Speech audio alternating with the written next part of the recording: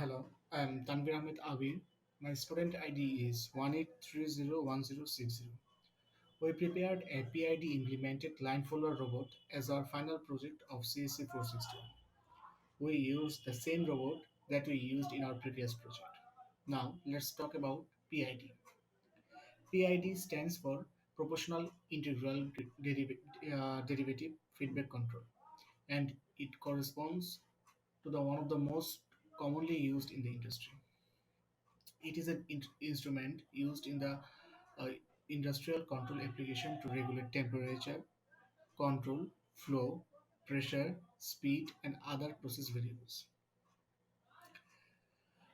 Proportional action. The P action is the component most relevant with the dominant response of the system. Derivative action. The derivative action responds to the rate of change of the error signal and is mostly relevant to the shaping of damping behavior with the closed loop system. Integral action. The integral action is typically employed to optimize the steady state response of the behavior and shape its dynamic behavior. Hello, I'm MD ADNANUL. My ID is 183010449. We have used three distance sensors, one as the left, one as the middle, and one in the right side, and changed their type from generic to infrared IR. We have placed those in front of our robot and rotated them by -90 degrees. We used that to detect our line of the track. So now we need a track to test our bot. We built the track using the tinkercad.com website. At first, we chose the Scrabble and put it on the platform. Then, drew the shape, and after that, we adjust the height 10 to 0.1. Next, we choose the color black and exported the shape as tinkercad.object file. In the Webot, if we go to the file import 3D model, next choose the file we just downloaded, as we are able to find the object file in our computer. So this is our track. After choosing that file, we made modification in translation, rotation and scale. The next part will cover details about the code. Thank you. Hello, I am RUPAM Golder and my ID is 18301040. I will be explaining the PID controller of our line following robot. So, in this part we are checking if the IR sensor's value is less than 800 or not. If it is less than 800, then that means that there are no IR sensors in the track, which means we are setting the right IR sensor's value to 0. And if it is bigger than 800, then it means that there is a right IR sensors in the track, and we are setting the value to 1. Similarly, we are checking it for the left IR sensor. If the value is less than 800, then we are setting it to 0, else we are setting it to 1. And again we are going to check the middle IR sensor's value, so that if it is less than 800 or not. If it is less than 800, then there is no middle IR sensor in the track, so that means we are setting the value to 0. Else it is not less than 800, then we are setting the value to 1, which means that there is a middle IR sensor. After that, we are going to calculate the weight.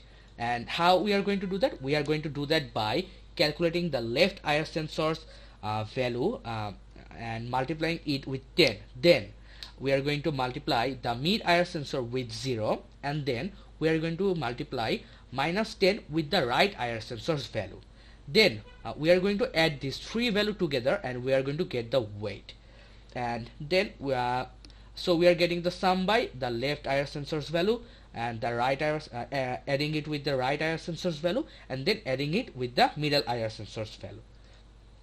Now we are going to check if sum is equal to 0 or not.